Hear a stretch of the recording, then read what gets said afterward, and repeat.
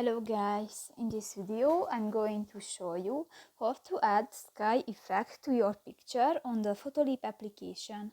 But first of all, I just want to mention, please don't forget to subscribe to our channel, because at 100,000 subscribers we are going to show you our YouTube revenue statistics and growth strategy, how to make money online.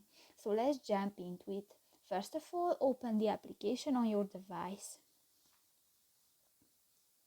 Tap to the first option, the edit photo, at the upper side of the screen, and you can select a picture from your device.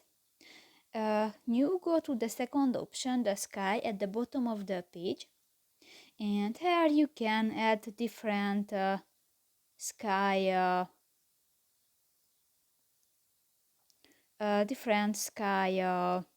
filters to your picture, and done. So that's pretty much it for this video, guys. See you in the next one. Bye bye.